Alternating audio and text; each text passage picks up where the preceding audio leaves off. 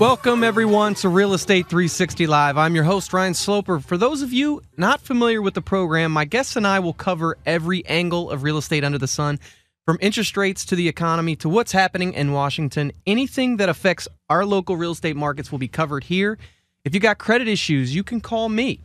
If you want to refinance to the lowest rates in U.S. history, you can call me. If you're looking to buy or sell a home, or if you're in a situation where you're contemplating potentially going into foreclosure and trying to save yourself from doing so, I can help you out. You've got the questions and I've got the answers. The phone number is 877-245-2030. That's 877-245-2030. Remember, we will be here every Monday from 2 to 3 p.m. at 1580 a.m. Join us every week as we will cover all issues regarding real estate. Like I said, a lot of people feel like that, they're trying to buy their first home and unsure about how to go about doing so. We'd be glad to put you in the right direction. There's a lot of first-time homebuyer programs out there that a lot of people don't know are available. I'd be glad to look at those things, especially in Virginia, D.C., or Maryland. We've got access to all those programs. A lot of these programs allow you to get into a home for $500 or less, believe it or not, depending upon your credit qualifications. 877-245-2030. We're waiting for your call, so give us a call anytime. Remember, if it's real estate, it's covered here. Joining me on our panel today to discuss many issues is Louis Cammarosano, who's the general manager of HomeGain. Louis is often cited in the media as an industry expert in the Wall Street Journal, Forbes, CNN Money, Fox Business, Smart Money, MSN, and numerous others. We're going to discuss with you about what happened in the markets last week, as well as what's on deck this week that could affect you and your real estate decisions. Louis, are you there? I'm here, Ryan. How are you today? Doing well, sir. How about you? Excellent, thank you. How was your weekend? Anything exciting? I just had a baseball game with the Little League game with the boys. Other than that, nothing too special. Yeah, it looks like our Nationals are out there on that West Coast stint. Four straight losses, not looking too good. Well, at least our Little League team won 17-1. That's a blowout. Yeah, we won all our games in that fashion: 13-0, 11-0, 17-0, and 13-0. Aren't you coaching too? That's why, yeah. Oh, that's why you won 17-1. You're the mastermind behind that operation. Not because of me; it's because I actually have some very good players. Oh, that's good. Yeah. So we got a lot of stuff to talk about today. Obviously we had the Fed meeting last week, which Bernanke was back, giving his rhetoric on where he feels the economy's going, and by all accounts, I would say that he thinks that it's not going anywhere because they'd like to keep a low interest rate policy through 2014, which you and I have basically been talking about this at length for the last 3 to 6 months, that they don't really have a choice at this point. They have to keep interest rates low for an extended period of time just to be able to service the amount of debt that we have here in the United States. And if they chose to raise them from 0 to 4%, it would basically put the United States into a bankruptcy situation immediately. So, there's not much. And these meetings are interesting because the financial industry, especially Wall Street, puts such, they focus all on this meeting and what he says every week, and it really does dictate which way the markets swing up or down. That's right. But, Ryan, if you think about it, what you just said, the rationale why they don't raise interest rates is because they don't want interest rates to go too high to protect the U.S. credit, and also for make sure that the banks don't become insolvent because of rising interest rates. But they couch all that as somehow they're helping the consumer and they're helping the economy by keeping interest rates low, which is the furthest thing from the truth, because when you have interest rates low, people can't build their savings, so they're forced to go out into the stock market and try to buy stocks, which they may not be equipped to do. And then, of course, they're asked to go and borrow more money and spend money so the banks can make money. So the official policy is not really helping the average consumer or the middle class. It's actually helping the banks, and it's helping keeping the Ponzi scheme going of piling debt upon debt. Yeah, it is, and it's very frustrating to me just to have this continue, month after month. It's just the same policy. Nothing's going to change, and ultimately, if they wanted to really help somebody, they would actually help by forcing the banks that they bailed out previously to be able to lend out to small business and other consumers that, are willing and able to take these loans out but can't qualify for these loans. I mean, there's plenty of small business out there that, you can't tell me they don't have $500 to $1 million sitting in the bank. They've got 800 credit scores, but yet they go to the bank for a small business loan and they can't get it. Well, because the bank doesn't want to lend money at these low interest rates. But what the low interest rates do is they keep the debt scheme going. Yeah. Yeah, you keep the debt scheme going. I mean, we've talked about it. The Fed you punish savers because you can't put your money into the bank and get a decent rate of return. And if you think about it, it's market manipulation in the highest order because one person or a board of Federal Reserve governors decide, not the market, but what interest rates should be. Right. Well, and that relates to real estate, though, Ryan. That's advantageous if you can get a loan because you can lock in a 30-year fixed mortgage loan at an artificially low rate for 30 years and basically protect or hedge your cost of shelter against future inflation. Absolutely. And, that's one of the things that is one of the most important things that we talk about week after week is that, by buying a home right now and locking yourself into an interest rate, let's just say 4% or lower based upon your credit qualifications, you are protecting yourself against future inflation. It is a very smart decision if you could lock in, a payment of $2,000 at 4%, whatever that may be, and then know that that's going to be your payment for the next 30 years. And the only thing that can change is your insurance and your taxes moving forward. That's not going to be the same case as if you were to rent. And then if rent was $2,000 today, what might it be 10 years from now if inflation kicks in? It could be $2,500, it could be $3,000, it could be $4,000. Nobody knows.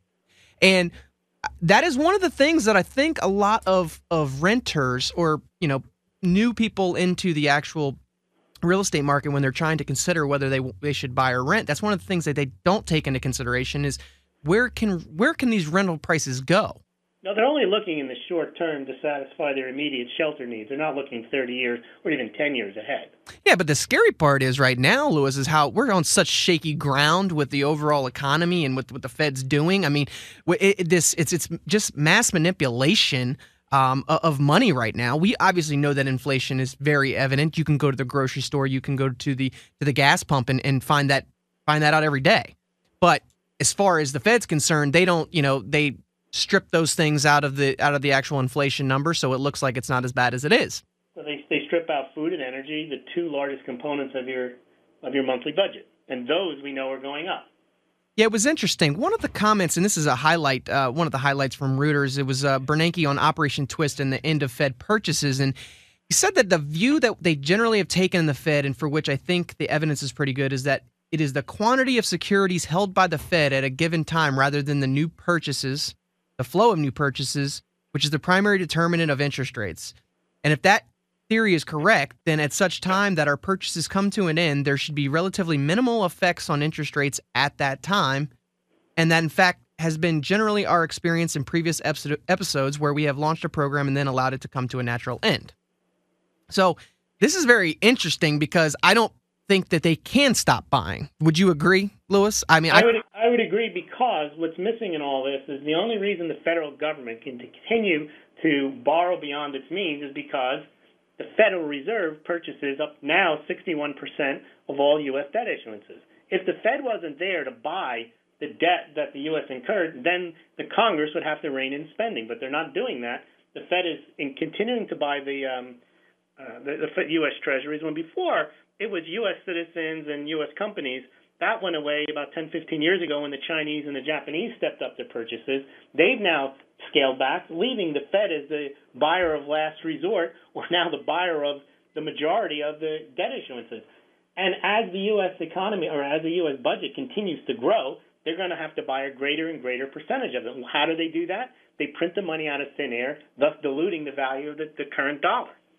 Yeah, it's very scary that, it's just the numbers are just going out of sight. I mean, sure. And then you get a guy like Krugman, who's totally detached from reality, saying that Bernanke and the Fed are not buying enough and they're not spending enough money or printing enough money to help the economy, as if an economy strengthens by spending more money that you don't have and borrowing more money instead of on savings and production.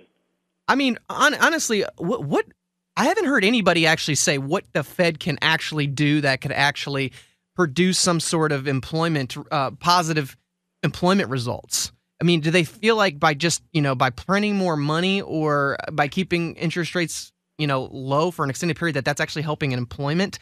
I mean, if that were true, then you can create worldwide prosperity. Every country would just print up more money and hand it out, and we'd be fine. We know that wealth isn't created from the production of money. and from the spending of it. It comes from saving money, investing it, and producing. And they've got it entirely backwards. You're listening to Real Estate 360 Live. I'm your host, Ryan Sloper, joined by my guest, Louis Cammarosano, the general manager of HomeGain. Yeah, I feel like, when they went through all those bank bailouts and when it was bailing out GM and all the other super banks, all that money that was given to them, they could have actually had a similar overall positive effect on the economy if they just dropped off bags of money from the sky to all the consumers and they were able to save some of that money and put some money back into the economy. That would actually put a positive move back into the economy versus what they did was just bail out their buddies, the banks. Right. I wish they hadn't spent any of the money, but actually market economies work best when individual actors in the economy spend their own money, not when central planners decide where to allocate it. Absolutely. And they just don't have that approach. And it's interesting because you and I have talked, and Ron Paul, they actually had him on as a guest host on CNBC Squawk Box, I believe it was. And you actually had sent me that video, Louis. And it was, they basically broke it down into a 45-minute video where they had other economists come on there and basically tell him that he didn't know what he was talking about once again. And I thought one of the interesting points is like, well, what would you rather have? Would you rather have a gold coin from like 50 years ago, or would you rather have, a dollar bill in your hand? What would you rather have? Would you rather have a silver quarter from 1964, which is worth about $5.60 today, which will buy you more than a gallon of gas, which is about the price of a gallon of gas in 1964 was about 30 cents. So silver and gold hold their value. They're constitutionally mandated to be currency, but somehow we've gotten away from the Constitution. And that's what Ron Paul talks about in just about every one of his rallies and every one of his meetings, is that he's for sound money and following the Constitution. Yeah, and it's crazy. And then people look at him like he's crazy, yeah, because we've lived with, for so many years, all of our lives, with the Federal Reserve, with the IRS, and a federal government that breaches the Constitution with impunity. Well, heaven forbid somebody actually makes sense when it comes to dealing with our monetary system. You know what I mean? Well, why is the monetary system even part of a central bank plan system? That wasn't part of the original scheme. I know. And it's somehow, I get questions all the day. It's like, well, how come the Fed has so much power when, they're just a private, there's just a private entity there? And it's because the United States has decided to give them that power. Congress ceded their authority back in 1913 to the Federal Reserve. That's correct. Yeah, and they've also ceded power to the president with the War Powers Act, allowing the president to do limited military operations without having to declare war. So Congress has kind of allowed a lot of the constitutional power to be kind of absconded with. Yeah, and then all of a sudden they're trying to have these special commissions when the Fed decides to bail out, every other company that's failing at the time, and they like to go back and question why they did that. Well, you gave them the power in the first place. Sure, and the Fed tells Congress what they're going to do and what the rates are going to be because they're independent. They've given them that independence as well. Yeah. One of the other and Congress does the same when it delegates to all the Department of Education, Department of Interior, FDA, and so on. All those regulations are written by non-elected officials. Yeah. The other part of that authority as well. And the other part of that interview with Ron Paul, they actually had said, well, he was talking about making $1 trillion worth of cuts right off the bat in the first year. And they're like, well, don't you think that would have a negative effect on the unemployment rate? And he's like, well, initially probably yes, but it's going to put you in a better position.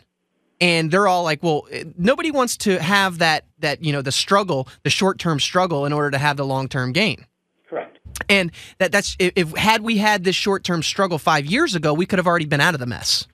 And instead, we elect to continue to kick the can down the road, which you and I have just been talking about for the last year and a half. And it's likely to continue because we've dug ourselves so deep of a hole that it's going to be virtually impossible to get out without somebody stepping up to the plate and being fiscally responsible. Well, what Ron Paul is saying, which makes him an anti-politician, is he doesn't want to run your life or run the economy. Now, most politicians think that they can and they want to. And people give them that power. They say, okay, go fix the economy, as if the government has that power. And all they do is they print up money and they debase the dollar and you get inflation. But most politicians need to be caught doing something or saying they're capable of doing something. And the more they try, the more they mess it up. But that doesn't stop them from trying. Yeah. Basically, it's difficult to run and win credibility saying, I'm just going to let things happen. I'm going to allow people to spend their own money. I'm going to not regulate the environment. I'm not going to regulate the economy and so on.